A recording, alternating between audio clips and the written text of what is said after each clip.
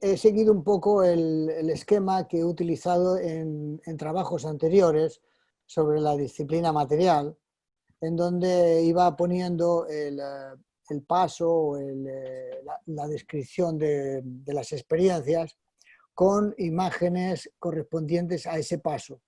En algunos casos eran, digamos, descripción de momentos en el laboratorio y en otros momentos eran alegorías que surgían en ese paso.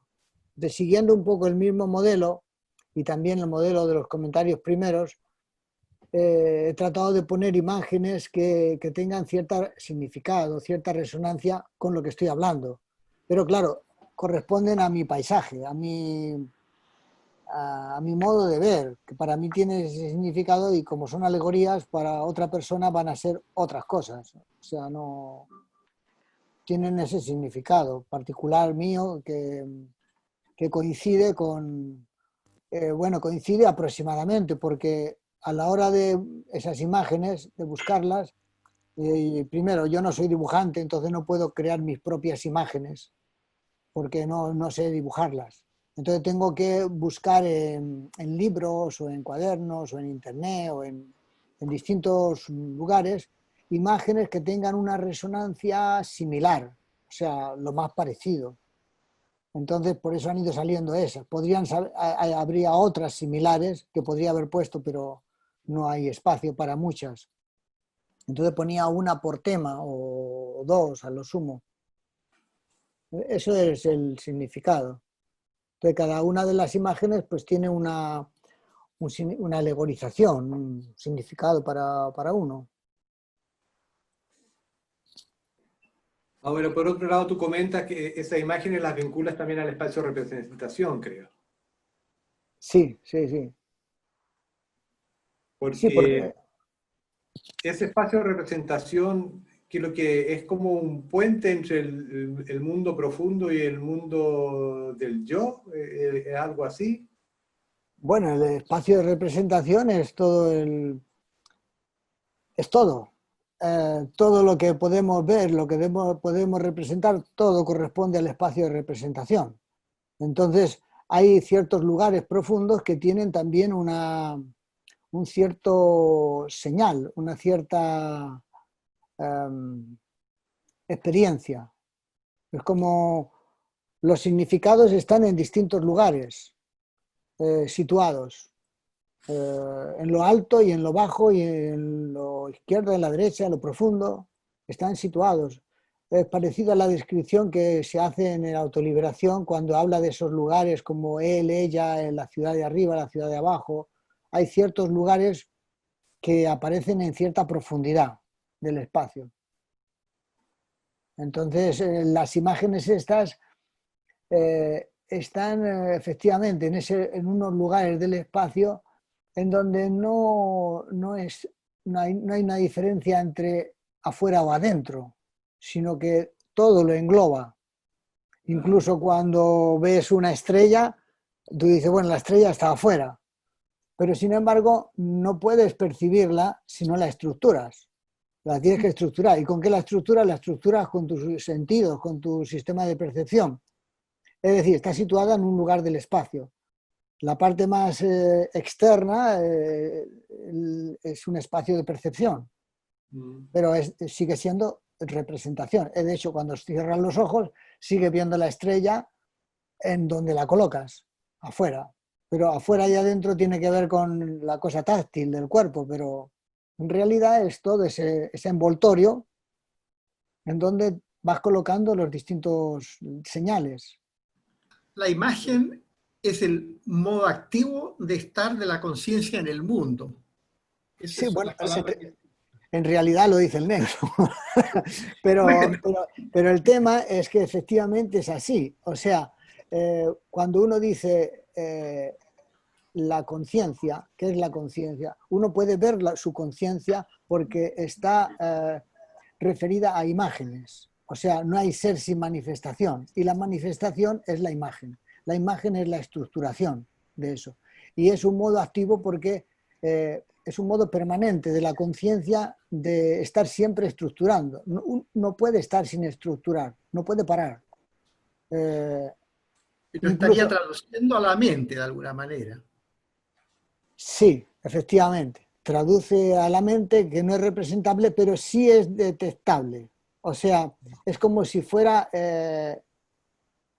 lo que permite que esa imagen exista. Pero no, es como si fuera una especie de molde, de vacío, en donde tú ves lo lleno, no ves el otro espacio, digamos, no ves la no forma, ves siempre las formas. Y la no forma es la que permite que la forma exista, porque si no, no sabría dónde sujetarse, dónde estar. Ahora, a propósito de imágenes, tú también hablas de imágenes sinestésicas, que de alguna manera, por ejemplo, los vinculas como al agradecimiento y al pedido, de tal manera que después puedes evocar como ese agradecimiento pedido en una determinada profundidad y que esos son registros sinestésicos. Sí. Y eso también creo que lo vinculas como al tema de la atmósfera necesaria para hacer ciertos trabajos. Algo así, ¿verdad? Sí. Bueno, el tema de las imágenes sinestésicas es fundamental, porque si tú tienes una imagen visual y no tienes un registro sinestésico correspondiente, no mueve la misma carga. O sea, es una imagen como vacía, como sin sustancia. Mientras que has visto las espigas cuando tienen el grano están duras. Y hay otros momentos cuando todavía no están, que están vacías, la vaina está vacía.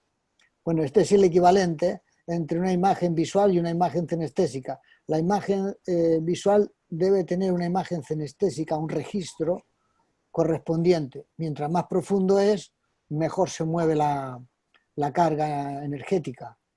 Entonces, si estamos hablando de necesidad, tiene que haber un registro cinestésico correspondiente. Mientras más profundo es el registro de la cinestesia, de necesidad, pero cinestesia, entonces mueve más carga y puedes llamar a guías más profundos.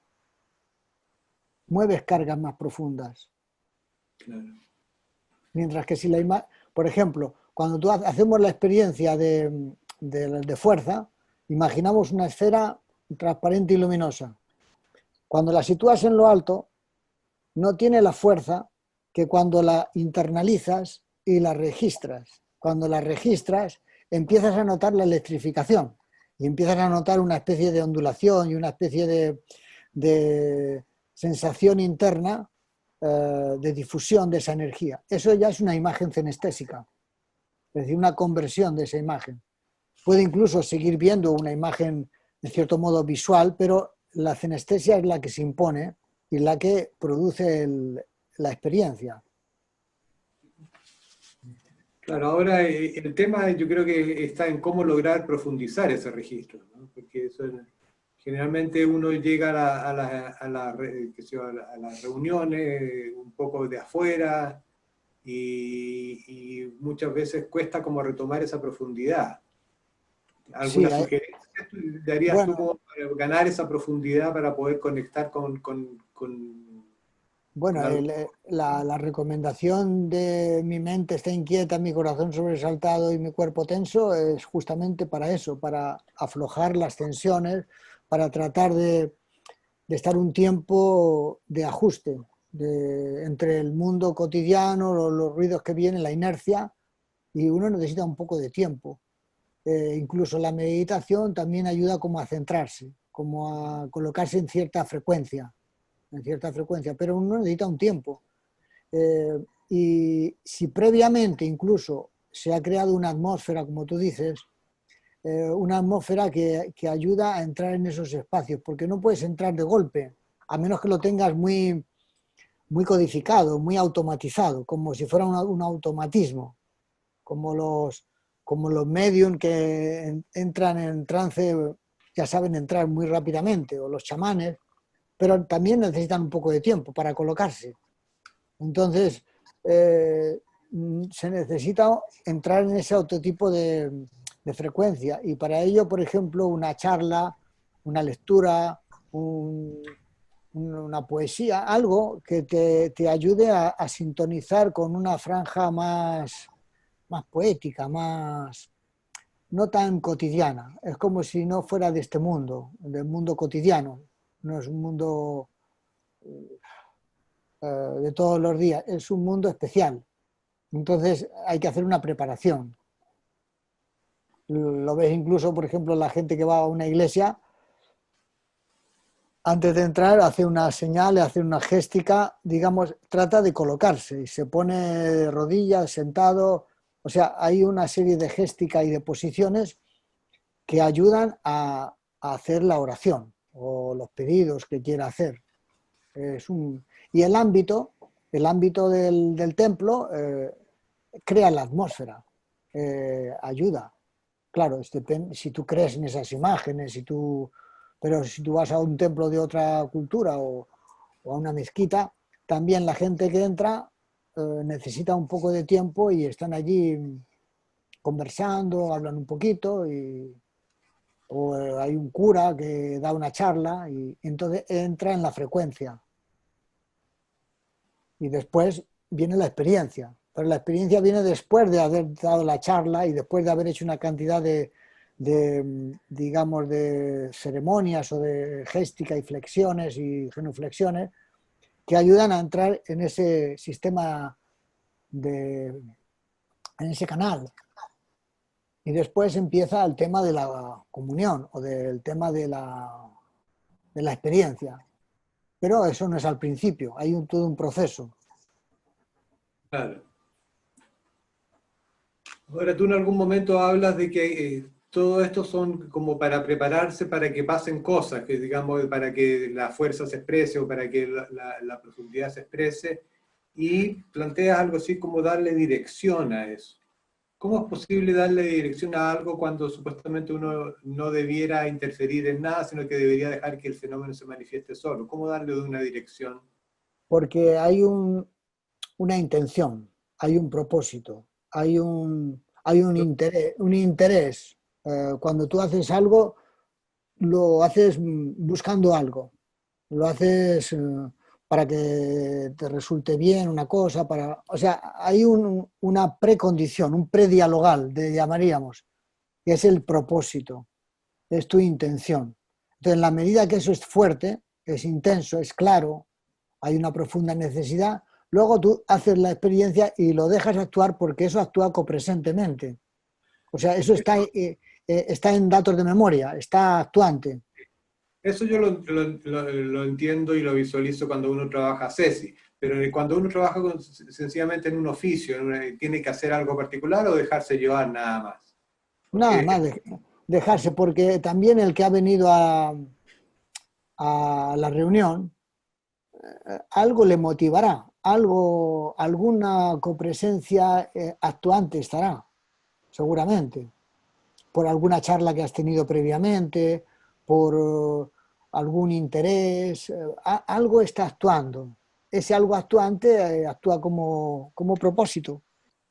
A mí me llamó la atención algo como en general con estos comentarios, eh, en que a lo mejor es una apreciación personal, que no sé si coincide en algo con lo que a ti te ocurrió, pero tiene que ver como con el emplazamiento que me dio la impresión que tú tuviste con estas notas, con estos comentarios. Es como si, me parecía como si te emplazaras sin hacer un excesivo cálculo racional. ¿Por qué lo digo? Porque estaba hace poco haciendo un trabajo y tratando de aclararme sobre un tema con las notas que hago personales y, y bueno, hacía algunos diálogos en que me conectaba con el guía. Entonces, precisamente el guía me sugería que escribiera rápido y que no me pusiera a hacer mucho cálculo. Entonces, están hechos con una cierta soltura, a pesar de que hay una profundidad y complejidad en lo que tú expones. Entonces, podría tener que ver con el nivel atencional o el nivel de conciencia. Y te quería preguntar, ¿cómo experimentaste cuando ibas haciendo todos estos apuntes? No sé si Bueno, se entiende. sí, sí, te entiendo perfectamente. Mira, te digo cómo los hice.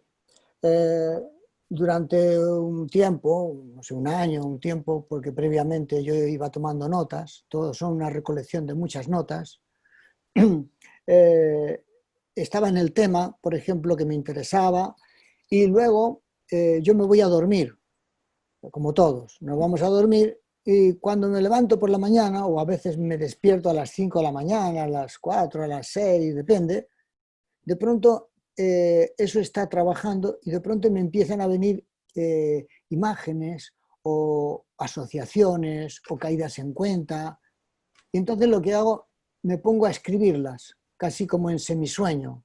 Es decir, porque en ese momento lo veo con claridad, lo veo, tiene cierta plasticidad, porque el nivel ese de semisueño es un nivel plástico, es un nivel que te permite imaginar cosas de distinto modo y entonces hay cosas que a veces me llaman la atención y empiezo a tomar notas.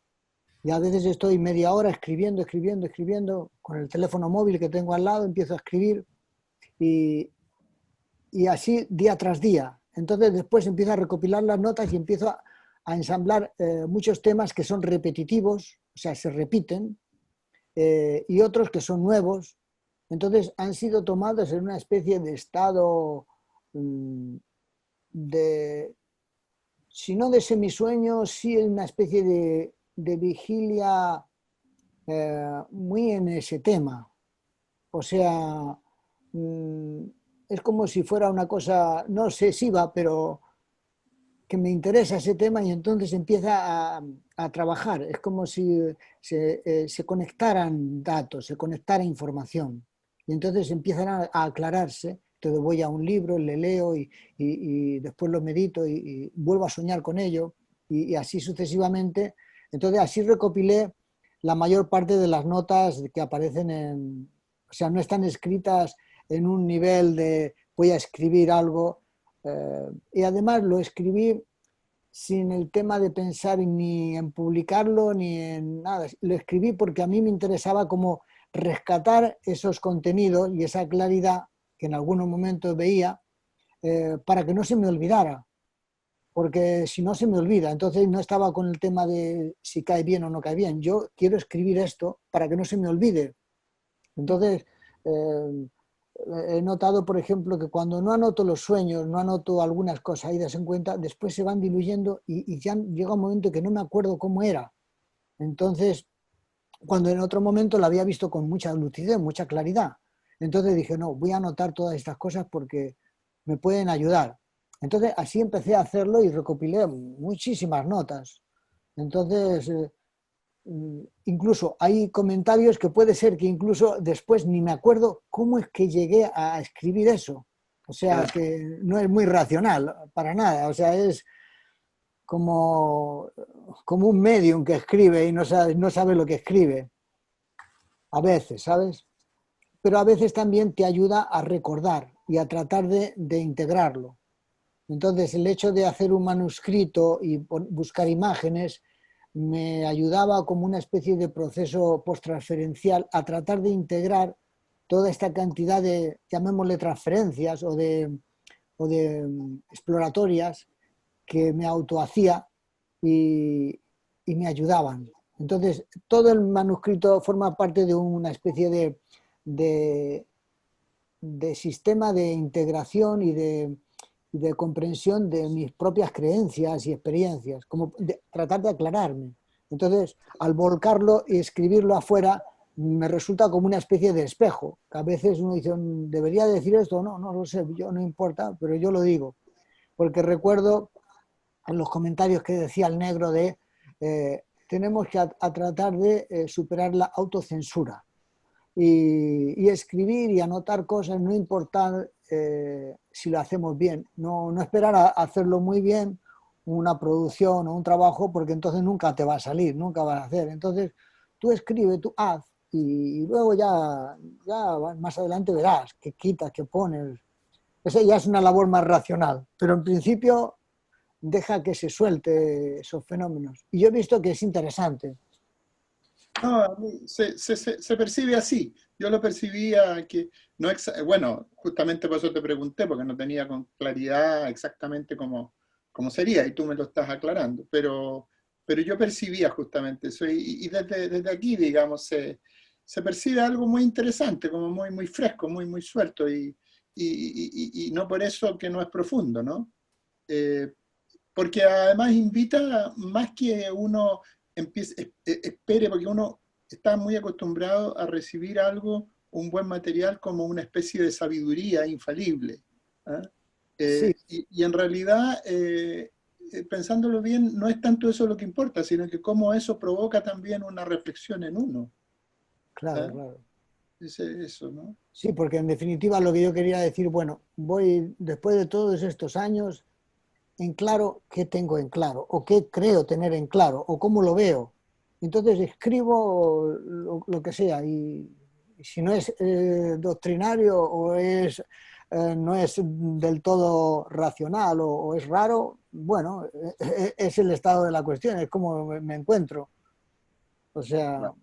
y luego, porque además esto va en dinámica, entonces seguramente si hago unos comentarios tres, más adelante, dentro de un año, dos, 3 años, seguramente irán cambiando cosas, ampliando, aunque no hable de lo mismo, pero seguramente si los escribo porque me surgen otras cosas que escribirlas.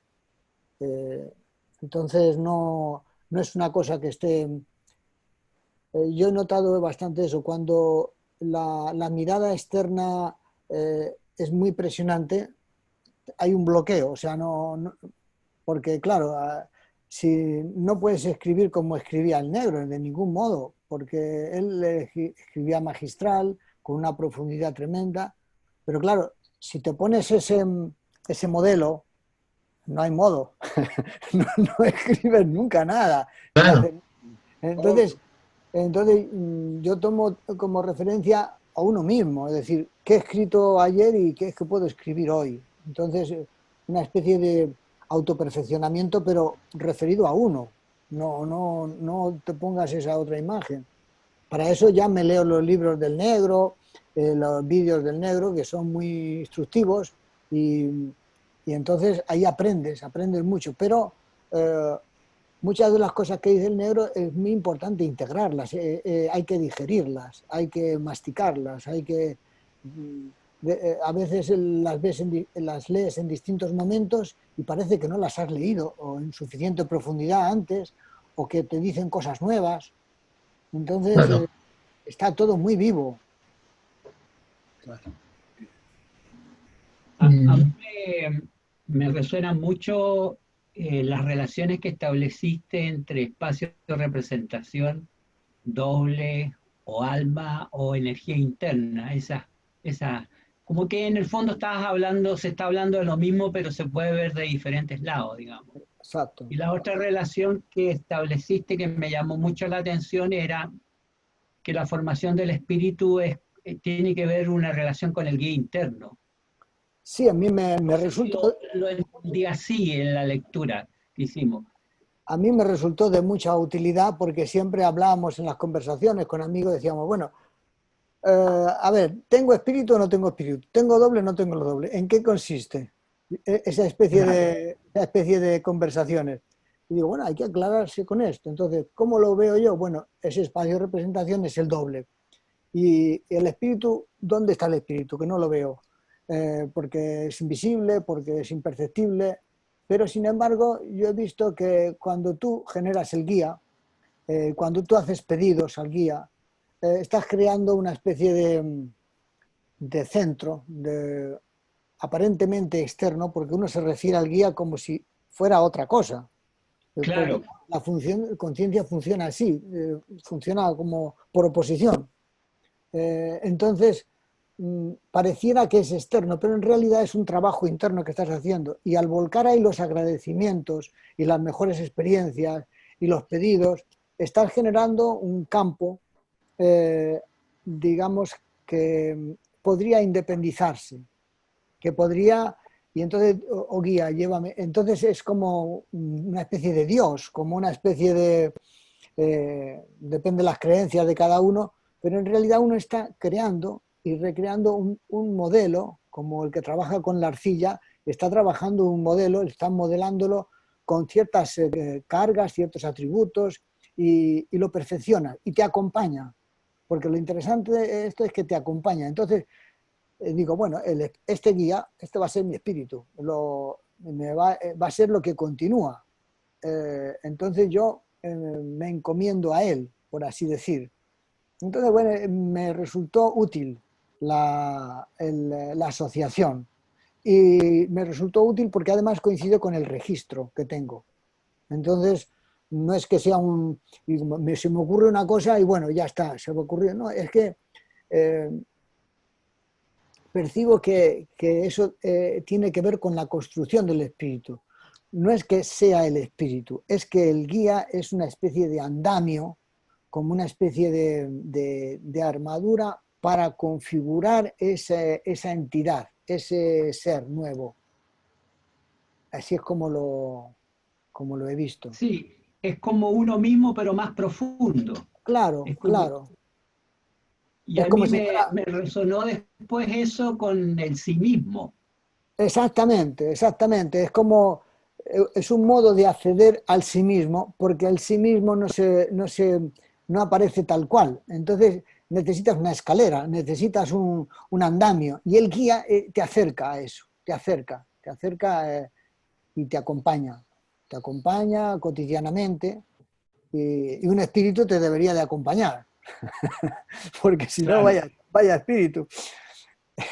En una experiencia que tuvimos después de un retiro que hicimos en Manantiales, hicimos un retiro interdisciplina y yo volví con mucha carga afectiva y el día lunes hice una experiencia de silencio y apareció una imagen de yo mismo abrazándome, protegiéndome.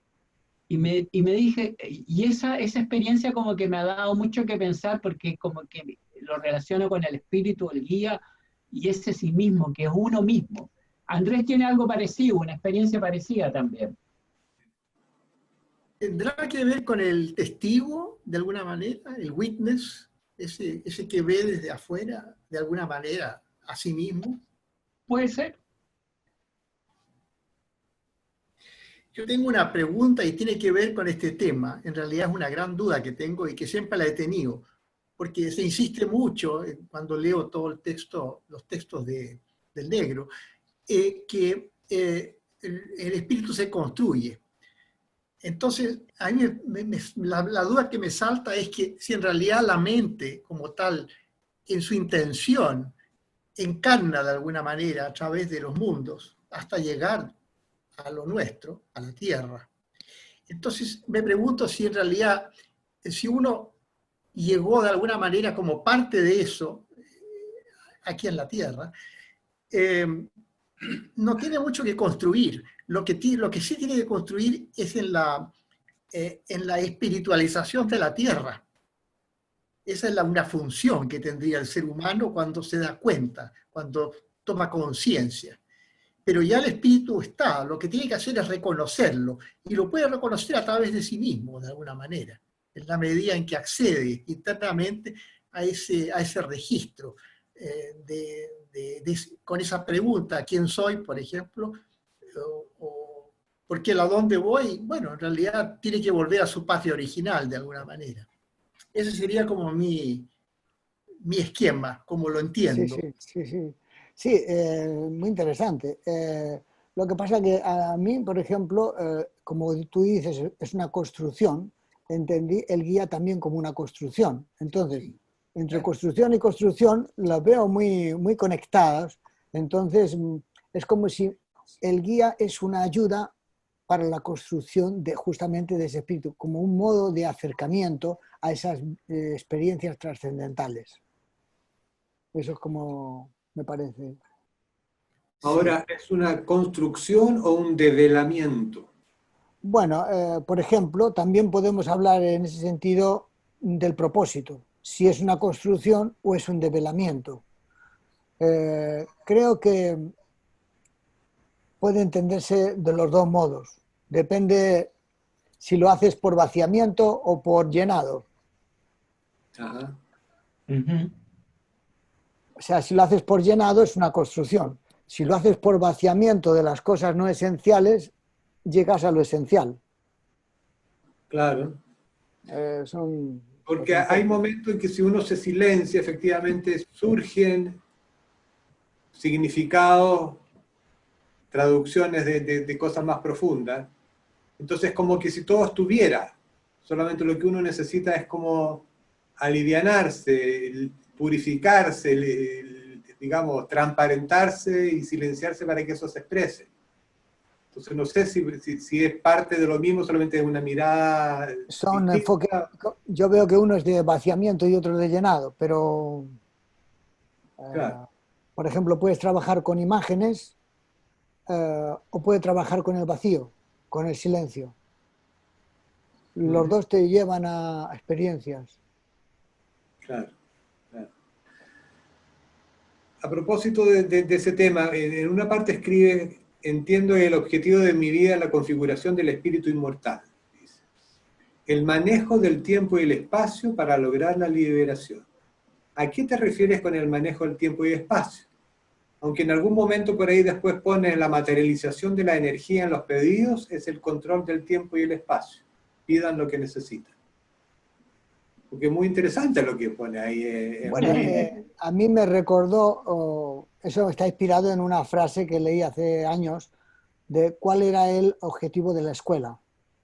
El Sí. objetivo de la escuela es el control del tiempo y el espacio.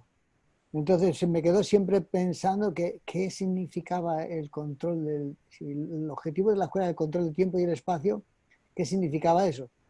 Y en realidad es la inmortalidad, control del tiempo, es decir, ser inmortal.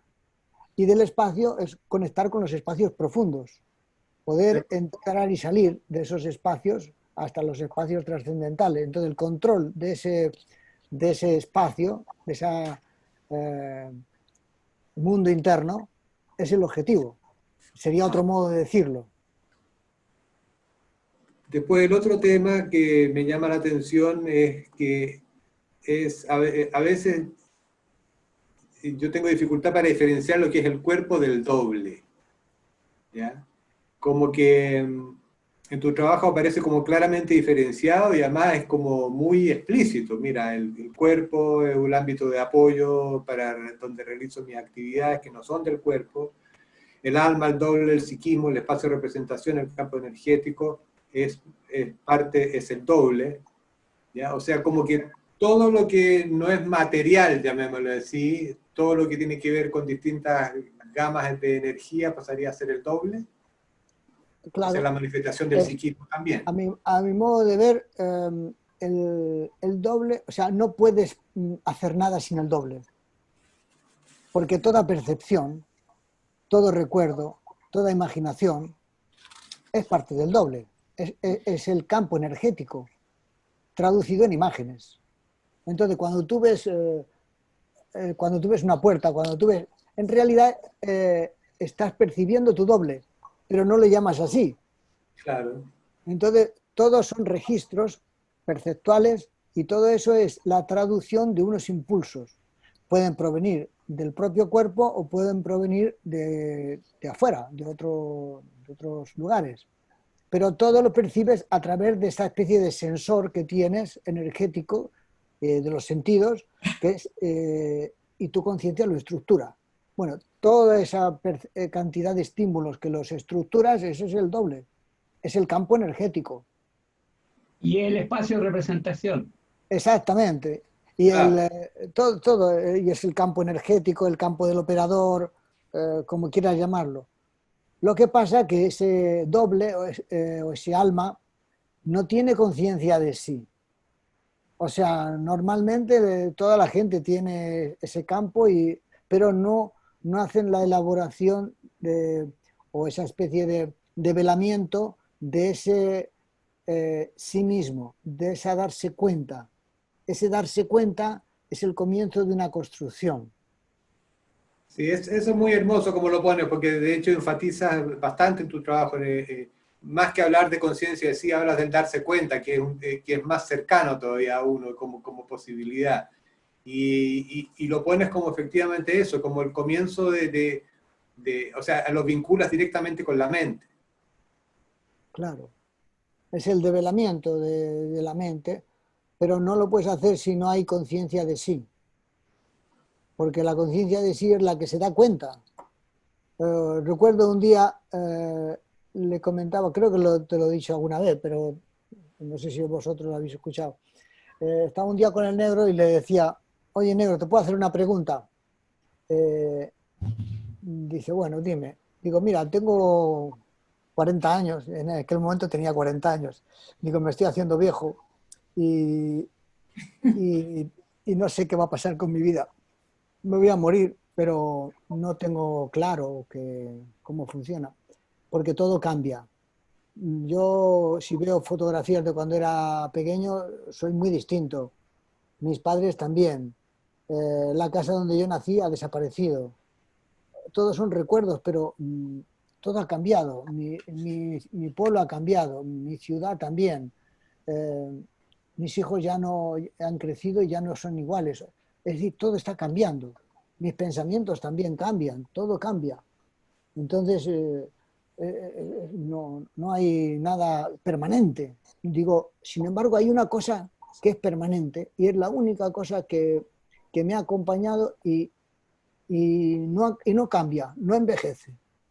En todo caso, se hace más clara. Y digo, es el darme cuenta. El darme cuenta no envejece. Eh, yo me acuerdo que cuando era ya niño, claro, yo no lo llamaba así porque no utilizábamos esta terminología, pero yo escuchaba el silencio y, y me daba cuenta de ese silencio. Cuando luego he ido creciendo, tenía algunas experiencias y algunos pedidos y me daba cuenta. Bueno, ese darme cuenta, que luego ya lo llamamos darme cuenta, el recuerdo de sí y esas cosas, uno yo lo ha tenido antes cuando era más pequeño, pero no lo tenía tan estructurado de ese mismo modo. Y digo, eso veo que no envejece, eso me acompaña. Y él le gustó, dice, mira, te estás volviendo muy sabio.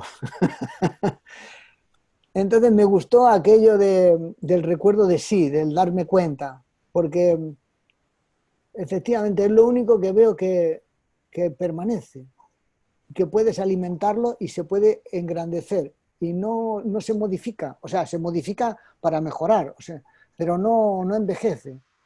Todo lo demás cambia, pero el darte cuenta es fresco, siempre es nuevo, es como el ser de Parménides, es el ser inmóvil, pero este es un ser móvil, pero impresionante. Ahora, existe por un lado el olvido de sí mismo, de uno mismo, y existe el darse cuenta. ¿Qué hace que uno se dé cuenta? Porque eso es interesante, porque uno podría estar dormido toda la vida y nunca cuestionarse el tema del darse cuenta.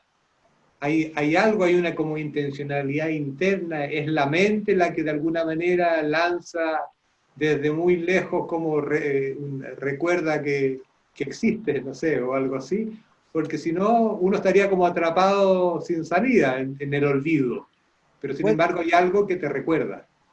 hay un sueño que está relatado al final de los comentarios Mm. que, que de algún modo sintetiza eh, cómo yo creo que es el mundo y la vida. Y habla justamente de eso, que es un recuerdo del mundo del que vivimos, del que venimos. Entonces, de ese mundo vienen señales, vienen recuerdos, vienen, como un poco como decía Platón, son recuerdos del mundo de las ideas, del mundo trascendental. Entonces pueden ser esos recuerdos, pueden ser también hay accidentes que te hacen caer en cuenta, eh, pero yo creo que en los momentos de fracaso, en los momentos de profunda necesidad. A veces se abre una puerta que estaba como cerrada por las ilusiones, por la hipnosis de las imágenes.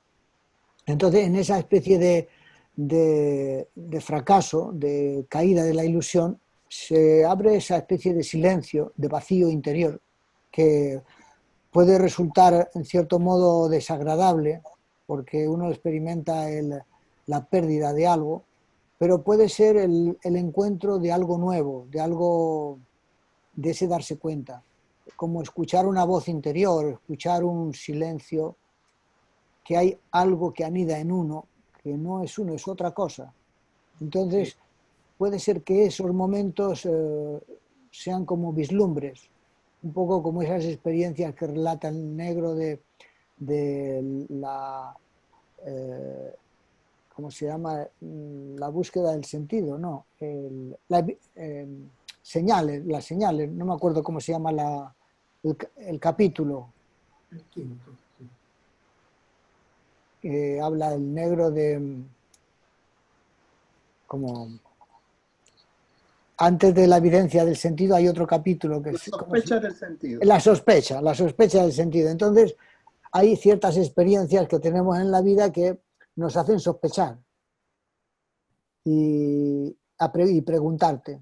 A veces es la muerte de un ser querido o un accidente que te deja imposibilitado. Entonces, justamente en ese momento te replanteas, oye, ¿quién soy? ¿Qué quiero hacer? ¿A dónde voy?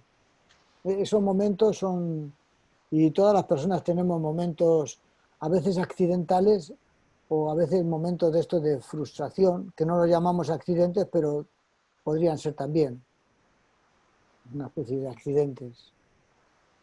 Una cosa que pasó con la pandemia dentro del contexto de darse cuenta o caer en cuenta con la pandemia, por lo que lo he conversado con varios, es darse cuenta de que en realidad el cuerpo es una prótesis, que hay imágenes que mueven el cuerpo y que hay intenciones que se transforman en imágenes y terminan moviendo el cuerpo. Entonces son como manifestaciones de una sola cosa que tiene diferentes densidades, digamos. Hay imágenes que se transforman en que mueven al cuerpo y se concretan objetos que uno crea, pero vienen de intenciones que son muy sutiles, son como más abstractas, más livianitas. Y esto con la pandemia, yo lo he comentado y ha sido una caída en cuenta de muchos, porque en realidad estamos encerrados y a través de esta cosa tecnológica estamos conectados y estamos moviendo una cantidad de imágenes y una cantidad de intenciones, aunque el cuerpo está quieto.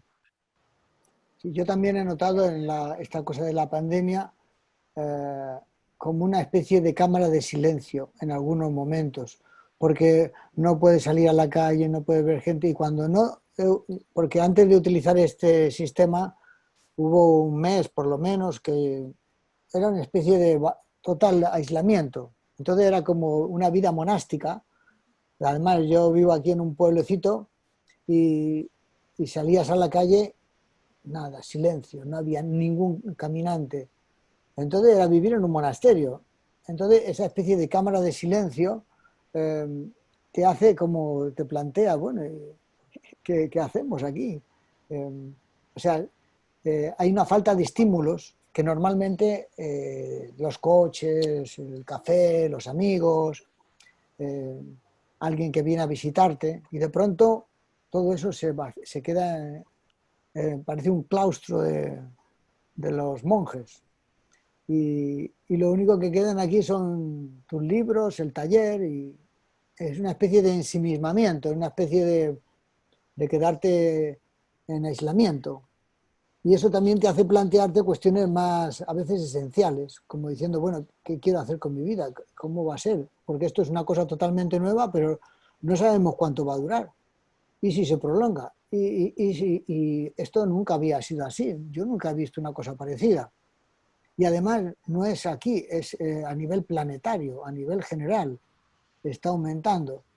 Entonces resulta que los seres humanos se encuentran por primera vez en una situación en la que es posible sintonizar desde el silencio, desde el aislamiento. Es como si cada uno vibraba en distintas frecuencias en distintos países y de pronto los ponen a todos a vibrar en una misma situación muy similar, entonces empiezan a aparecer cosas similares. Es como si se pudiera producir un fenómeno psicosocial del aislamiento y hubiera una conexión, una comunicación, pero porque a todos nos pasa lo mismo. Claro. Sí. A mí bueno, en la misma dirección que lo que tú comentas, me cuesta visualizarlo en realidad, pero es como una especie como de sospecha con este fenómeno. O sea, porque este fenómeno, si uno lo ve desde un punto de vista como mucho más, desde una mentalidad tal vez más del sistema, puede hacer toda una elaboración lógica, ¿eh? de lo grave que es y todo. Y por otro lado, es como decir, esto está armado desde otro lado. Es como una especie de fenómeno que nos está produciendo situaciones como la que estás describiendo, ¿no? Situaciones que son totalmente, aparentemente muy ajenas a una amenaza como podría ser una bomba atómica, no sé qué, pero es un fenómeno muy curioso, ¿no? Eso me ocurre a mí, que es muy posibilitario para muchos, pero así también para otros lo están padeciendo, digamos. Hay miles de seres humanos que están, bueno, no sé cómo estarán, pero yo supongo que gente que no tiene que comer, que se quedó sin trabajo, que está preocupada de ver cómo resuelve, cómo va a comer, ¿no? Sin embargo, Sí, nosotros estamos en un súper retiro, digamos, esto que estamos haciendo en este momento es un lujo. O sea, es tremendamente como privilegiado, digamos, lo que estamos haciendo, esta conversación, ¿no? sí, a mí me recordaba mucho los retiros estos que hacíamos de un tiempo, estabas en un lugar y entonces de algún modo uno está acostumbrado a meditar, a estar solo, a leer, a hacer algunas lecturas y si no tienes la presión del trabajo porque estás jubilado, entonces, o porque no tienes que trabajar, sea jubilado o no, pero que no tienes ese ruido, porque si tienes el ruido de que no tienes trabajo, de que tienes hijos, es un ruiderío que no te deja estar en retiro, estás totalmente compulsionado. Pero yo entiendo ahora, por ejemplo, por qué los monjes se iban a los monasterios y estaban allí y tenían que organizar un tipo de vida rutinario, más o menos, porque algo tenían que hacer durante el día, que si el huerto, que si escrituras, que si cánticos, que si no sé qué, porque yo hago cosas parecidas. Vivo en un lugar donde voy al taller por la mañana, luego voy a la sala o vengo a casa, lecturas, luego... entonces... pero incluso sin cuarentena, o sea, así que cuando vino la cuarentena para mí no fue tan, pero reconozco que se intensificó porque la copresencia también actúa. No es lo mismo que pienses que estás así, pero tú puedes salir en cualquier momento, a que pasa un mes, pasan 2 meses y es que no puedes salir. O sea, entonces, claro, ya es distinto que tú elijas a que te lo impongan. Por supuesto, por supuesto. Pero bueno, en el caso personal y también yo ahora me recuerdo, digamos, con Andrés, que prácticamente todos los días íbamos todas las mañanas a la salita y ahí hacíamos nuestra práctica, ¿me entiendes? Y nos encontrábamos. Es como que uno está de algún modo, su monasterio es en la ciudad, digamos, ¿eh? Claro. Tiene cierto lugar donde vas a hacer eso, pero eso no es que lo haga todo el mundo, o sea, lo hacemos los que estamos Exacto. en esto, ¿no? Sí, sí. Claro, sí. Sí. Ahí me surge también, a propósito de la pregunta que hizo Juan Eduardo, sobre que el cuerpo es una prótesis. En realidad yo tuve una experiencia hace unos días atrás en esos estados de vigilia activa al salir del sueño, ¿no? Y en realidad tuve, pero la certeza absoluta de verme a mí mismo físicamente como imagen, evidentemente dentro de ese espacio de representación, como una prótesis, ¿vale? Si yo dije, pero si eso es una prótesis, yo soy una prótesis.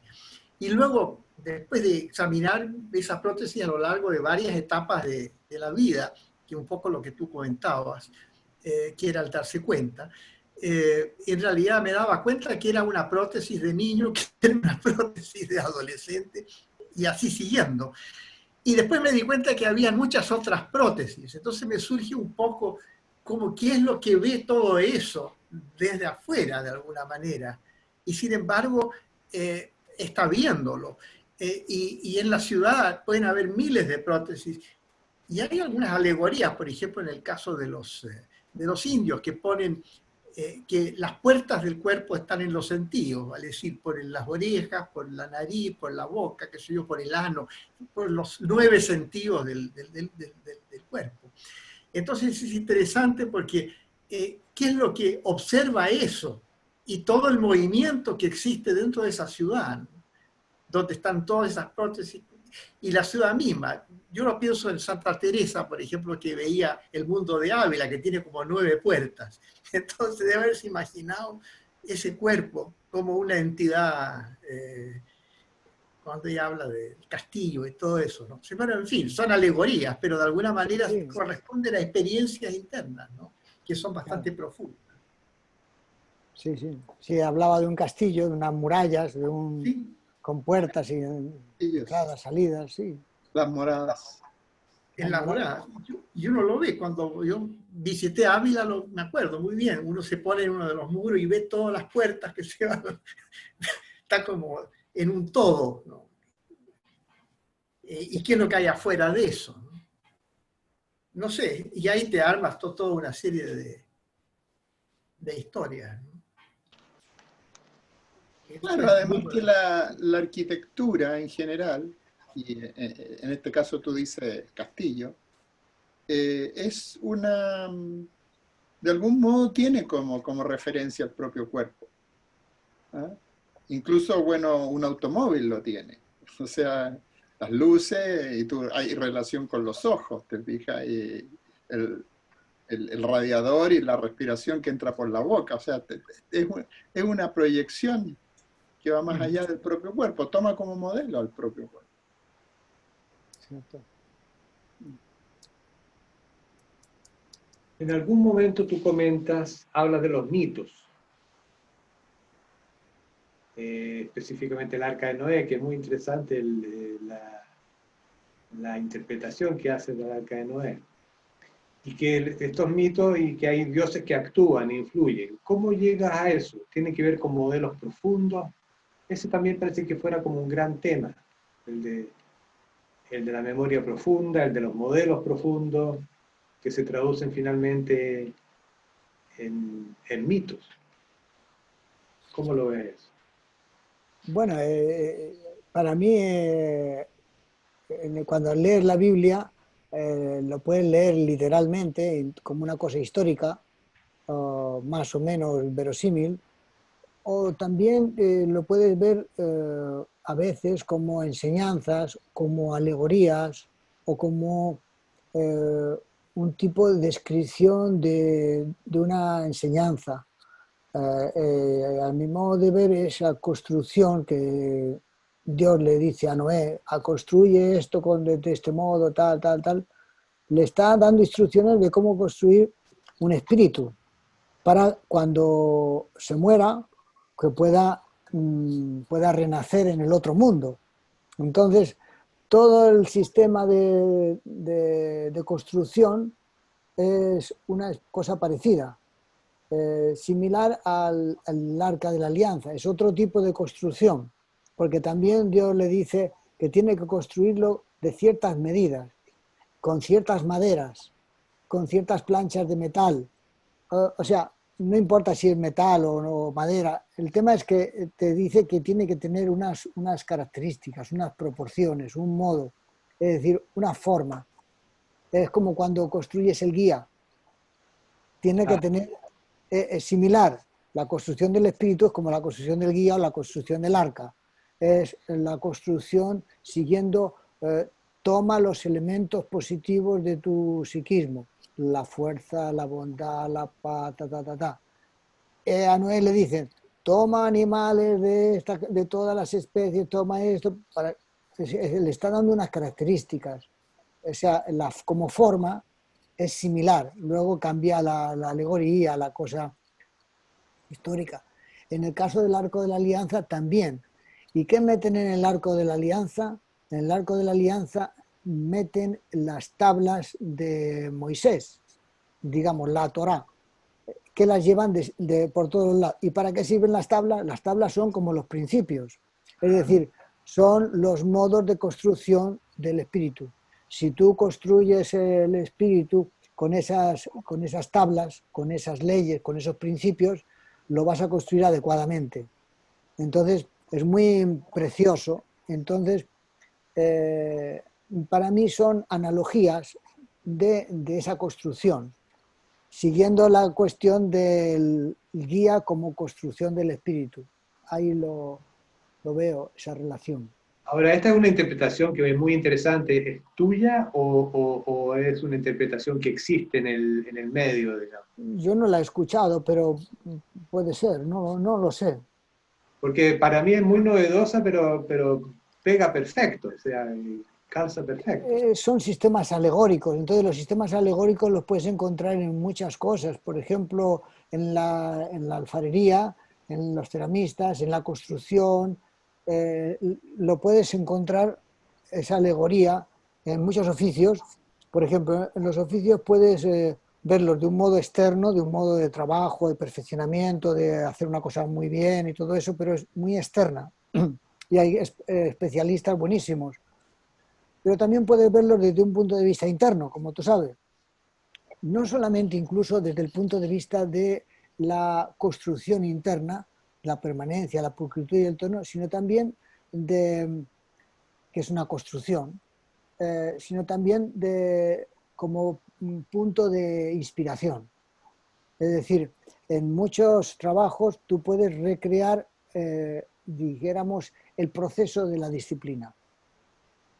Y no lo haces siguiendo los pasos, haciendo, en el caso de la disciplina material, haciéndolo con ciertos productos o ciertas sustancias. Lo puedes hacer con otros. Es decir, que el formato de proceso lo puedes ver en distintos oficios, en distintas producciones. Entonces, lo mismo del arca o de la alianza o del arca de Noé o de la construcción del espíritu como construcción del guía interno, son como armados formales similares. Entonces los puedes ver puedes ver distintos ejemplos en distintas cosas. Yo estoy ahora justo trabajando un poco en eso para el próximo trabajo sobre el tema de los oficios, justamente tratando de experimentar con eso, con el tema de la construcción interna, apoyándome en distintos oficios materiales. Muy interesante.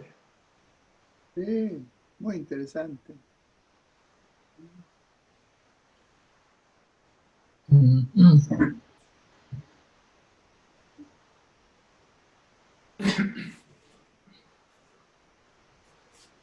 No sé Bueno, si alguno... pero no sé, me inhibo de repente porque a lo mejor les quito el espacio a otros de nuestros amigos que quieran preguntar.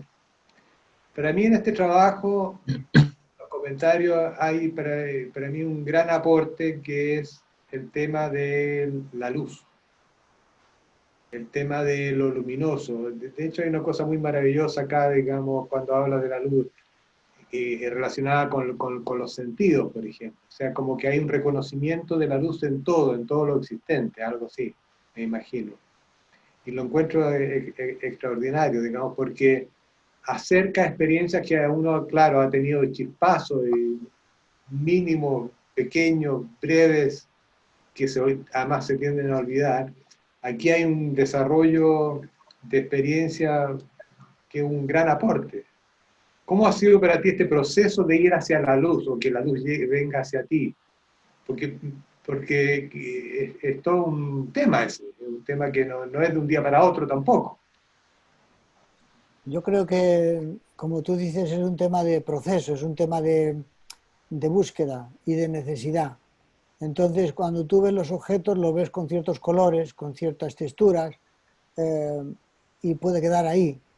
Pero cuando tú tienes algunas experiencias internas como de claridad mental o de silencio o de luz, dijéramos, porque es difícil decir eso de la luz, pero sin embargo, cuando después de hacer un oficio a veces, hacer una experiencia, a veces la percepción empieza a ser mucho más intensa, más nítida, más profunda. Es como si hubieran pintado los colores más bellos, más intensos. Ajá. Entonces, eh, yo me preguntaba, ¿cómo es que los colores tienen más luz? ¿Cómo es que tienen más intensidad si son los mismos colores que veo en otro momento, pero no los veo con tanta fuerza? Entonces, parece ser que no depende tanto del objeto, sino de la copresencia tuya, digamos, de tu experiencia, que es la que hace que esos objetos tengan más luz. Es como si la luz se proyectara ahí. Y entonces no veo la luz, pero veo que el color tiene más intensidad. Y en la medida en que la experiencia interna es más profunda, las cosas empiezan a aparecer como, no solamente con más luz, sino con más, como que sentido. Es como si todo, como si estuviera rodeado de sentido, de luz. No sé si relato hay en el libro, no recuerdo, eh, porque lo he escrito en otro lado. Un día estaba sentado esperando en el dentista y estaba en un parquecito cercano, haciendo tiempo para que llegara, y en el parque había unos árboles, unos chopos, tienen muchas hojas como corazones, y miles de hojas. Entonces se movían, soplaba el viento y el sol eh, empezó a darles a las hojas. Y yo me quedé así un momento y de pronto empiezo a sentir como si las hojas fueran un ballet. Había miles de hojas moviéndose al ritmo del viento, claro, el viento las mueve, entonces todas se mueven como así, pero parecía como un ballet. Y al darle la luz, el sol, tenían un brillo. Entonces, cualquier persona lo ha visto eso. Sin embargo, el significado que empieza a tener para uno en ese momento era como, como un ballet y una luz danzante. Entonces las luces del sol se convierten en luces danzantes y empieza uno a entrar como en una especie de estado un poco alterado, un poco alucinatorio o psicodélico, sin haber tomado nada, o sea, directamente. Y entonces era fantástico porque eran las luces moviéndose y con las hojas. Eh, entonces uno dice, bueno, la luz esa, ¿por qué aprecio tanto ese momento? Entonces tal vez es porque internamente uno está como con ese tema de la luz, ese tema de la visión interior, y eso es una especie de chispa que hace que eso adquiera otro significado. Ujú. Es similar a cuando estás en el proceso de la disciplina y tú haces un paso y ese paso tiene un significado. Y tú lo que estás viendo es azufre y mercurio. Pero sin embargo es el sol y la luna. Y ahí no hay sol ni hay luna. Ni hay lo pesado ni lo... No, no. Pero es una alegoría, es un significado que se expresa apoyado en esa materia. Entonces, del mismo modo, eh, ese significado de luz se expresa en esas luces de las hojas que se mueven y empieza a tomar una especie de fuerza. Entonces, sumado esa experiencia con muchas otras después del trabajo con la fuerza, de pronto que aparece todo más resaltado, más color. Y no es que yo vea un colorido, porque yo soy bastante ciego cromáticamente.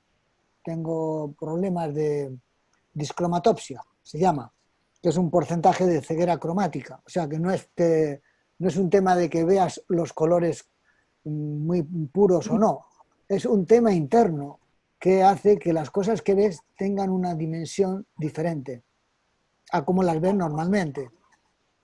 tú dices normalmente un árbol es un árbol, sí, pero un árbol para cierta mítica puede ser un ser sagrado. Entonces, cambia el contenido interno que está pulsando, está presionando. Entonces, el mundo puede ser otra cosa. Puede ser un mundo sacro o un mundo profano. Depende cómo tú lo vivas en tu interior. Entonces, tu interior es transformador de lo que ves. Entonces, tú puedes empezar a ver luces. No es que veas luces, es que empieza tu registro interno de luz empieza a proyectarse y a verse con significado en todas las cosas. No de un modo permanente, pero son como momentos que aparecen que dan una referencia, dan un impacto fuerte. Me No, imagino a mí me parece notable, porque claro, uno puede tener experiencias con respecto a que en lo existente hay un plan, que de repente uno va caminando por la calle y de repente ve una flor, una planta, una persona, un gesto, una mirada, y uno experimenta que en la vida hay un plan. Pero en este caso vas como más allá, vas como más adentro todavía. Es como que en todo lo existente hay luz, todo es luz. No sé si me entiendes la sí, sí, diferencia. sí, sí, así es. Sí, ves todo como una escala vibratoria, todo como distinto tipo de escala vibratoria de la luz. O sea, es como si todo fuera luz y distinto tipo de... Y la materia también es luz, pero son distintas vibraciones. Entonces, entrar en esa frecuencia vibratoria, en esa escala, hace como que te sientas como transportado, como si entraras en un trance, que yo me imagino que los artistas les pasa eso, de un modo empírico, entran en ese canal. He visto hace poco una película sobre Van Gogh y ese hombre, claramente, yo no soy un experto en cosas de pintura y además muy poco sensible para el arte, pero me ha impactado el color, la fuerza y el tipo se sentía muy, muy transportado con una especie de locura de color, de paisajes, pero porque tenía todo un mundo interior que le estaba transportando. O sea, él veía eso, no es que las cosas se vean de un modo u otro, depende el punto de vista, depende de la presión interior, lo que hace transformar el mundo. Las, Ajá. las copresencias. Y ya sabes que, bueno, lo has mencionado de alguna manera ahora, pero hace un rato atrás también, y me quedaba dando vuelta la primera vez que leí el capítulo La forma pura en los cuadernos de escuela, en el libro antiguo, comienzo de los 70 por ahí, eh, que las formas no son las estructuras de los objetos, sino que son las estructuras que hace la conciencia de ellos. Exacto.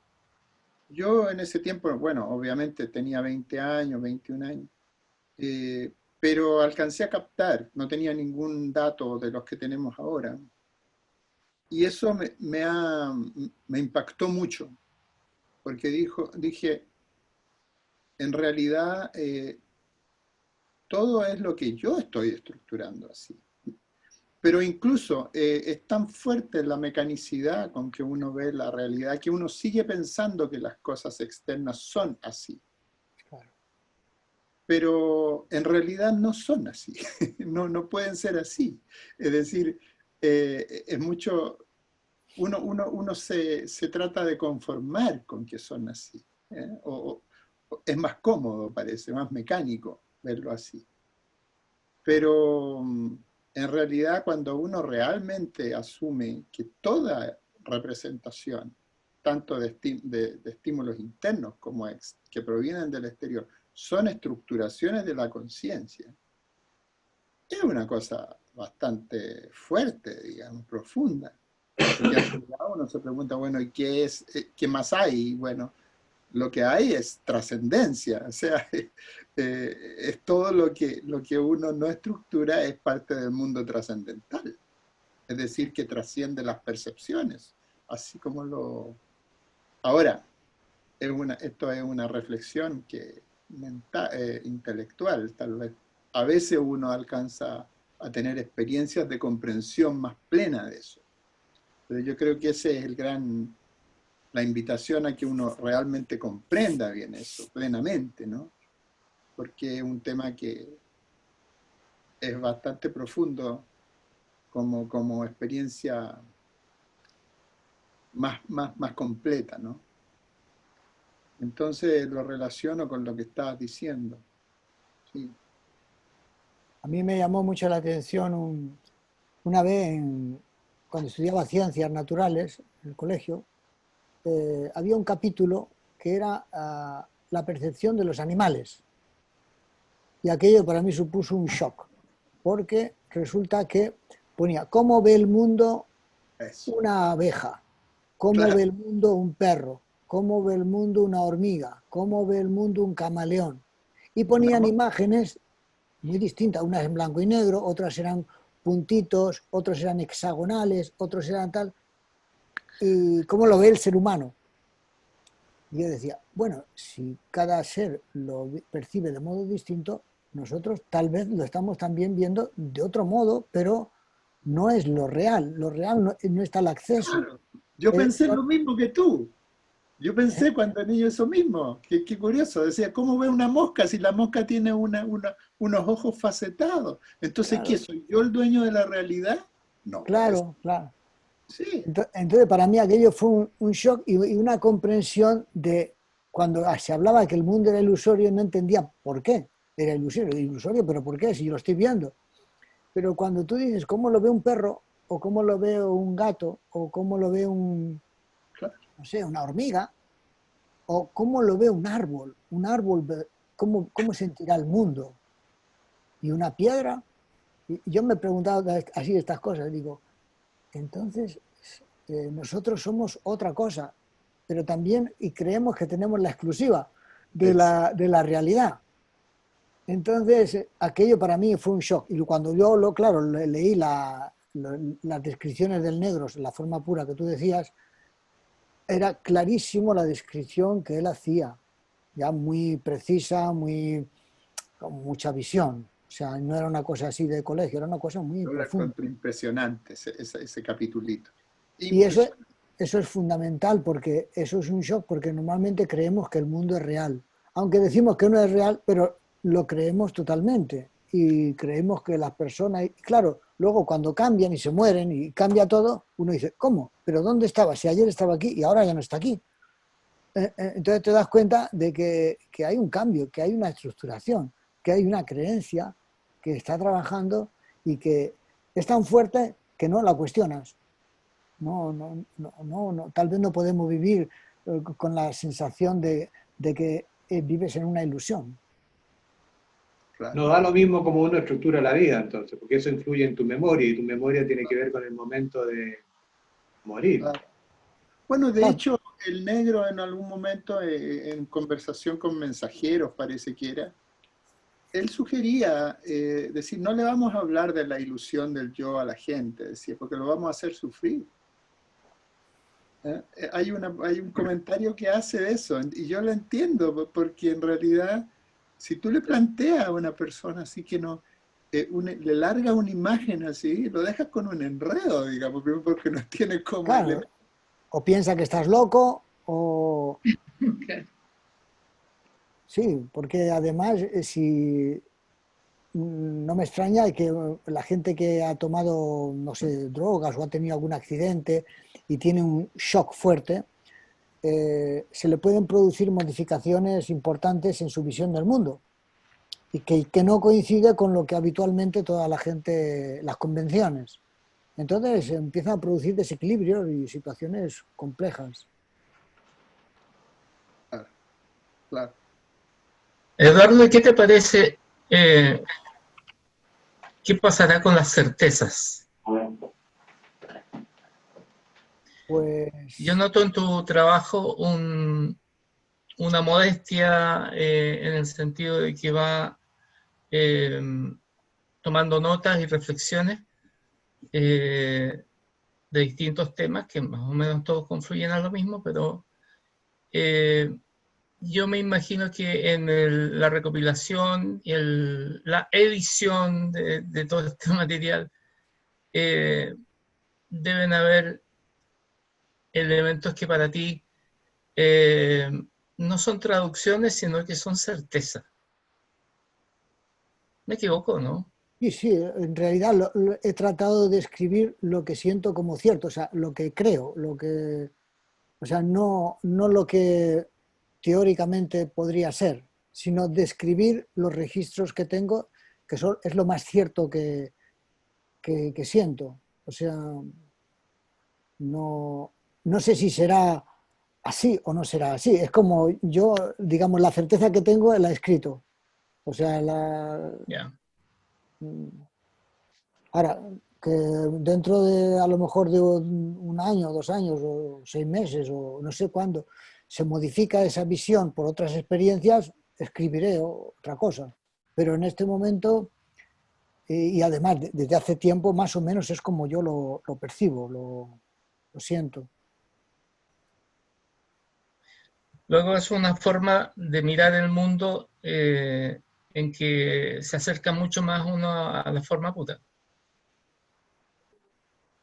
Es un modo de verlo, sí, sí, podría ser una cosa así. A mí me surge un poco el tema de la luz que planteó Andrés, ¿no? Y en realidad, no sé, hay una cosa que tiene que ver con ese reflejo que produce la luz. Si uno mira, por ejemplo, el bardo Todol, en esa caída por las distintas luces, siempre menciona que cae por la luz opaca, no encuentra la luz real, vale decir, la luz más pura, y cae al mundo siempre por la luz opaca. Entonces, hay una cosa ahí entre lo opaco y lo luminoso. Cuando uno mira, no sé, una joya, por ejemplo, un diamante o un rubí, tiene una fuerza luminosa que se refleja muy fuerte. Y eso en todas las alegorías, y además no solo en las alegorías, sino que en las civilizaciones ha sido fuente de poder tener esas joyas. Después los indios ponen el manipur, que es la joya, adentro, como si hubiera una especie de diamante interno. Y yo lo relaciono un poco con el espíritu, vale decir, si de alguna manera en esa caída el espíritu penetra a un ser humano, él tiene que descubrirlo de alguna manera, porque está dentro de él. No sé, Sí, me parece también así. diversos aspectos, pero para poder redondear un poco ese tema, que a mí siempre me produce mucha inquietud. En el tema de la luz, por ejemplo, a mí me resultó muy, muy conmocionante el paso 11 de la disciplina material, porque también hay una luz que se produce de un modo raro con la perforación del balón por el fuego de un soplete.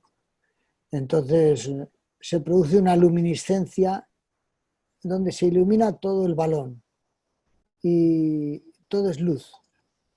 Entonces ese fenómeno produce una especie de shock interno, o por lo menos a mí me lo produjo, donde es como si resonara con una especie de cierta luz interior, como si hubiera una resonancia, como si esa luz estuviera dentro de uno y estaba fuera de uno. Entonces era una luz blanca, una luz muy, muy fuerte. Primero era una luz anaranjada que iba virando y aclarándose. Primero era roja, luego anaranjada y luego se puso blanca y destelleante y llenando todo el balón. Entonces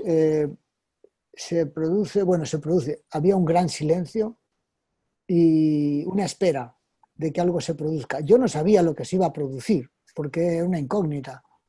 Yo estaba haciendo el paso, pero no sabía qué va a aparecer. sabía que algo iba a pasar, pero no sabía qué. Y de pronto aquello sucede, una iluminación. Para mí fue un shock, una conmoción, y me dejó muy tranquilo, en silencio. Aparentemente no había pasado nada, pero había una gran calma. Y ahí quedó.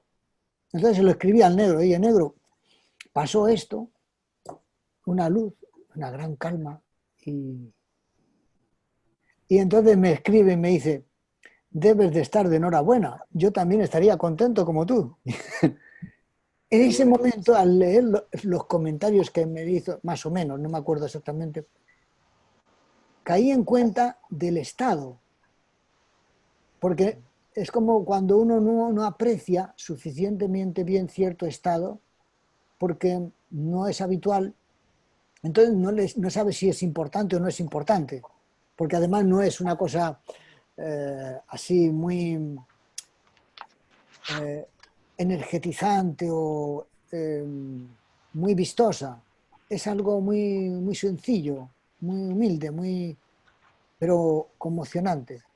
Entonces, a raíz de eso, cuando lo hice otras veces, claro, venía al mismo registro.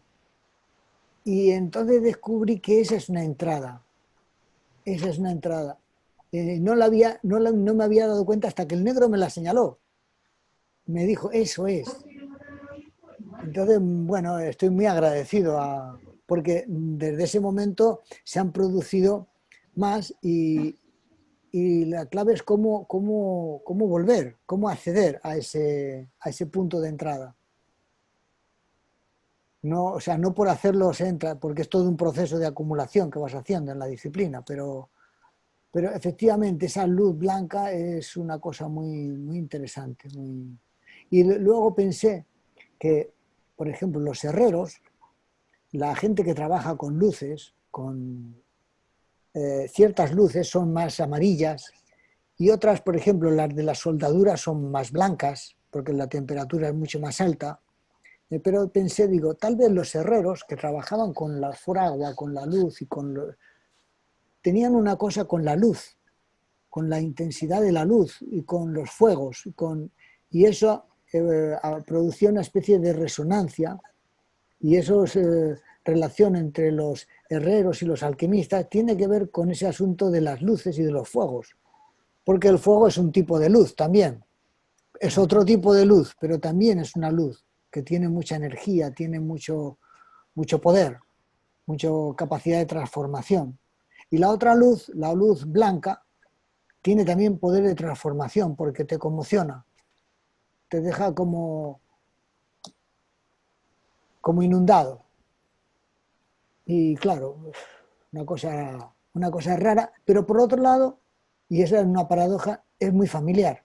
Es como si uno lo reconociera, como si siempre uno sabía que eso existía, pero no sabía recordarlo. Una cosa muy interesante. En el horno de barro,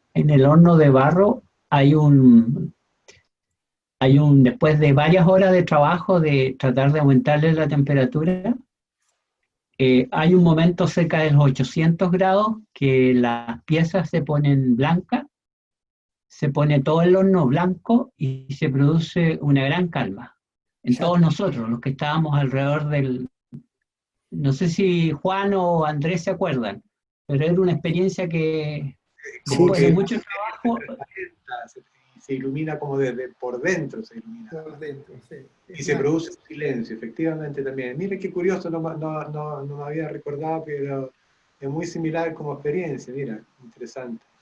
Sí, es muy parecida. Y es la parte más hermosa de todo ese día de trabajo, porque es un día de trabajo arduo, porque hay que estar muchas horas para seguir aumentando la temperatura del horno de barro. Además, en ese momento que se produce esa calma y ese nivel de temperatura, es donde se produce la transmutación. Es decir, el cambio de la arcilla en cerámica. Hay un cambio de cualidad. Sí. Es muy interesante porque cuando esa luz irradia, se te produce un una aceleración interna psíquica y eso queda como una huella interna que no lo puedes borrar. Claro. Como... Eduardo, bueno, siguiendo con el tema de la luz también, pero reconectándolo con el mensaje, con la mirada interna. Yo he seguido con una motivación muy grande desde el comienzo, desde que leí La mirada interna, cuando se publicó, el capítulo de los estados internos. Y que, bueno, que lo encuentro impresionante realmente. La capacidad de Silo de hacer esa descripción de estados que están cargados con el árbol y todo eso. Y yo, bueno, siempre lo he seguido desde 40 y tantos años, casi 50 años. Lo he ido siguiendo a ver qué me pasa a mí con eso. Y bueno, la relación que tiene con la luz es que de algún modo es una suerte de recorrido hacia la luz. De algún modo, lo último que habla, que lo deja como hasta cierto punto, él dice no voy a hablar más de aquí para adelante porque voy a confundir. Pero se llega ahí a la luz. Pero, curiosamente, justamente antes de llegar, hay un estado que es un estado donde se presenta una oscuridad y donde hay una alegoría que es la luna negra. Yo me he preguntado mucho por eso, ¿eh? No solamente teóricamente, sino que como estados que he tenido registro, pero más allá de entrar en cómo los registros y si son coherentes o no, me llama mucho la atención de que aparezca ese estado de oscuridad en ese momento previo y que esa alegoría precisamente sea una alegoría donde la luna tapa el sol, ¿no? Es decir, hay un falso sol, ¿eh? Que es la luna que lo tapa, ¿eh? Que impide que se perciba la luz. Entonces, me surgió como comentario, porque ya que tú te has metido en todos estos recorridos de la mirada interna y los comentarios que hace, aunque no lo estás cubriendo en estos comentarios, no sé, lo comento por eso, ¿no? Porque me llama mucho la atención. Hace años, yo me acuerdo que yo hice allá por los 74, 75, hicimos una revista que se llamaba La Luna Negra, y inspirado justamente en ese capítulo, en esa mención porque decíamos, vamos a darle un nombre, vamos a poner La Luna Negra. Y como me lo representaba en aquel momento, además la portada era una luna negra así, y el mundo adentro de la luna, pero la luna recubría el mundo. Y en aquel momento veía que yo veo las imágenes, entonces después de la imagen está lo oscuro, no hay nada. Es como si vieras todo, como si todo fuera plano, o como una especie de pintura, pero si tú quitas el lienzo, detrás no hay nada, o sea, no hay, imagínate que está la oscuridad. Entonces lo único que vemos es la representación, la percepción de los objetos, y más allá del objeto, después del objeto, detrás no hay nada. No sé si me explico. Sería como el vacío, no hay nada. Así lo veía en aquel momento. Entonces estábamos como en una especie de solipsismo, como una especie de burbuja, en donde mirara donde mirara siempre veía imagen, pero veo la pared, pero después de la pared no hay nada. Entonces, eso para aquel momento era la luna negra, es decir, la luna negra envolvía todo. Entonces, traspasar ese lugar de la luna negra te llevaba al sol, a una realidad diferente, parecida a como esa representación del medievo, que hay una especie de un hombre que está atravesando el cielo. Sí, está como... Sí. una cosa así me la representaba. Entonces, el mundo conocido y más allá está lo negro, donde no hay nada, pero más allá de lo negro estaba el cosmos, no sé, otro mundo, no era el cosmos, porque el cosmos entraría dentro de lo conocido. Es como una Así, transición, entonces. claro. Entonces, así lo representaba en aquella época. Luego en la disciplina, esa luna negra aparece, a mi modo de ver, en la segunda cuaterna, en donde por vaciamiento por la muerte del espíritu, de la que biográficamente se ha realizado en la primera cuaterna, hay una muerte y una oscuridad. De hecho, la segunda cuaterna se llama muerte y oscuridad.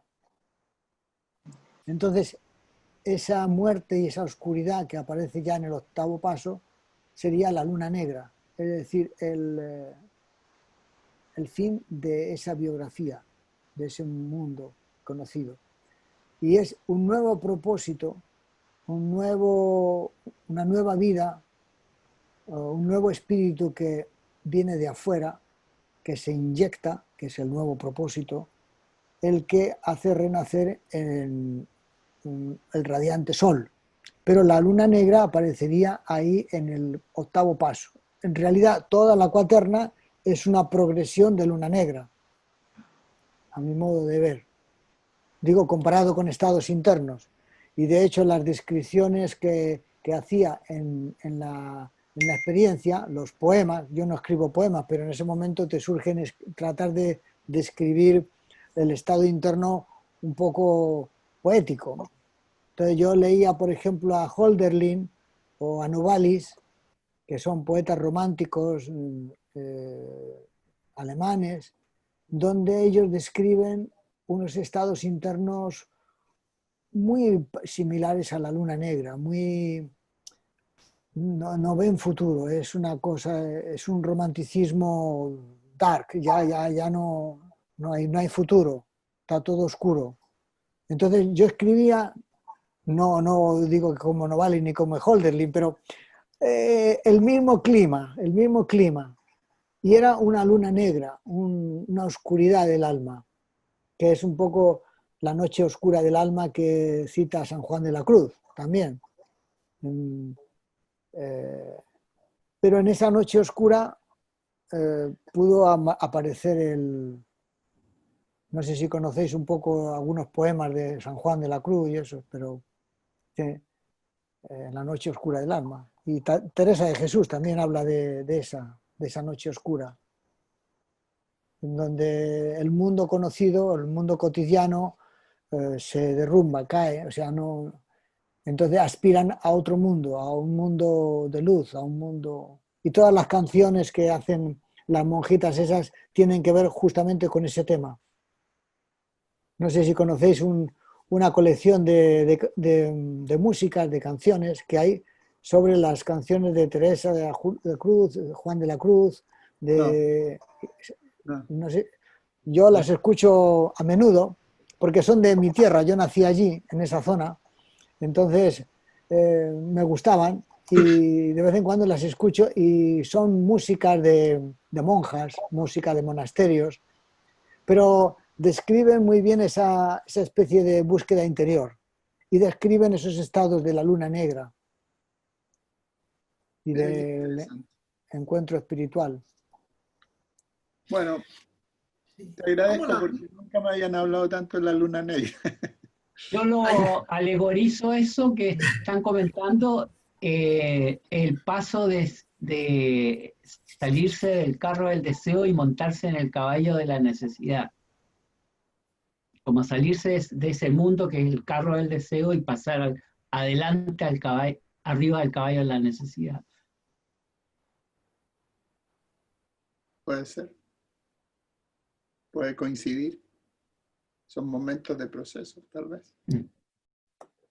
Mi pregunta o mi duda es cómo lo pueden ver los pueblos nórdicos, los que tienen esos mitos, porque en realidad ven al sol como femenino y a la luna como masculino. Sí, creo que en alemán la luna es masculino y el sol es femenino, ¿no? Der Mond y die Sonne, entonces Sí. es inversa, ¿no? Entonces sería como el sol negro, una cosa así, pero ese es un mito muy raro. Sí, sí. Claro, los mitos hay que vivir en la mítica de ese mito para captarlo, porque si no es como una historia que no tiene mucho significado, no tiene carga, entonces no mueve contenidos. Y, sin embargo, en esos pueblos, no sé si los actuales, pero los antiguos, tenía su fuerza. Pero estarían en la copresencia de Novalis o de Hölderlin o cualquiera de ellos, ¿no? De alguna manera, ¿no? No lo sé, no lo sé. Porque esos son más alemanes, son no tan nórdicos, pero no lo sé. No.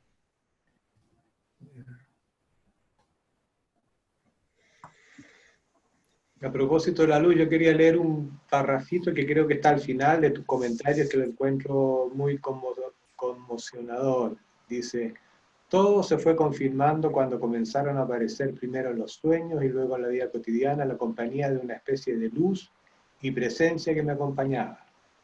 A veces esa luz penetraba en mí y me sentía conmocionado, como si algún ser hubiera entrado en mí y me inundara de calidez y tranquilidad. A veces eran señales como de luz en lo alto de la cabeza y alrededor del cuerpo, presencias que tenían mensaje. A veces el silencio y la calma llenaban todo y recordé esos lugares en los que había estado porque los sentía muy familiares.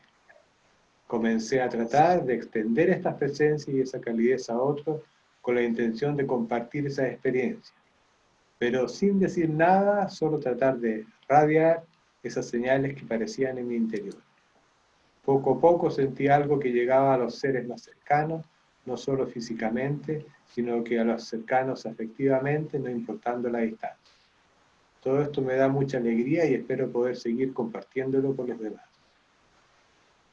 Te agradezco muchísimo, Eduardo, porque es algo que a uno lo ve como posible de alcanzar si uno le pone un poquitito más de empeño que el que está poniendo hoy día, pero te lo agradezco muchísimo. Es un texto extraordinario que llega muy hondo, muy hondo. Muchas gracias a vosotros por la paciencia. Muchas gracias, Eduardo. Gracias, Eduardo. Muchas gracias. Muy Muchas esclarecedor. gracias. Me ha servido mucho. Muy inspirador. Sí. Eduardo, Sí. yo no he hecho ninguna pregunta y quiero hacer una. A tu derecha hay unos frasquitos de colores que no son frascos, sino que son de plástico. ¿De qué son? Son pigmentos para pintar en acuarela o en gouache. También los quiero probar para pintar en óleo, poniéndole en vez de agua óleo, aceite de linaza, aceite de óleo. Ya.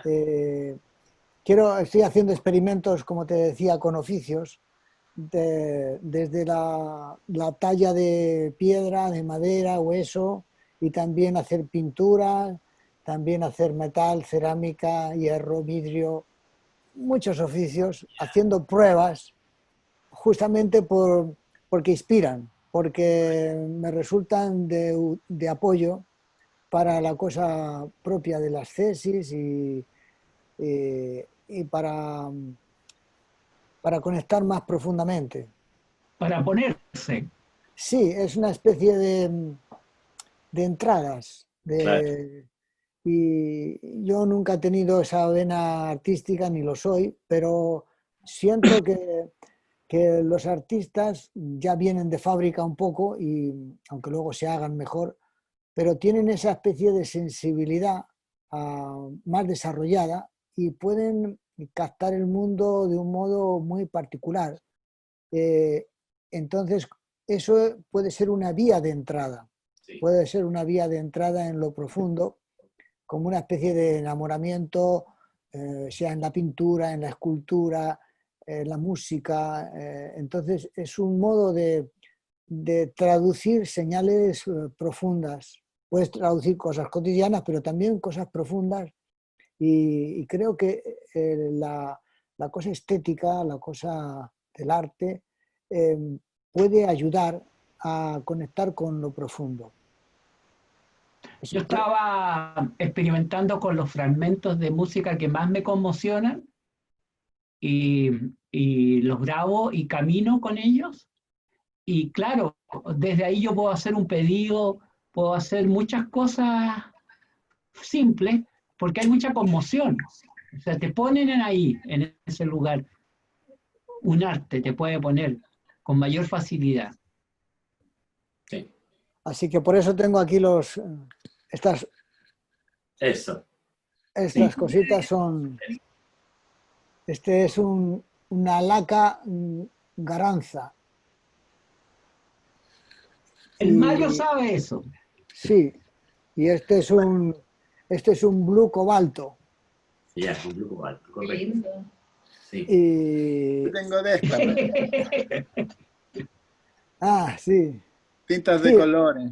Sí, bueno, aquí yo tengo una cantidad de paletas y de colores y de cosas que estoy experimentando, y además luego trato de ponerlo en los manuscritos, trato de hacer los dibujos como puedo, porque yo no sé dibujar, entonces lo hago como puedo. Si os habéis fijado, los dibujos son bastante torpes, bastante infantiles, pero bueno, no importa, porque lo interesante es el tratar de sacar de uno, tratar de expresar, porque me sirve como de excusa para, como sacar el agua de la fuente, tienes que bombear. Entonces esto es una especie de bombeo. Bien. Sí, sí. Muchas gracias. Gracias a El vosotros. Mario a su espalda tiene sus trabajos. Ahí se pueden ver. Ah, muy bueno.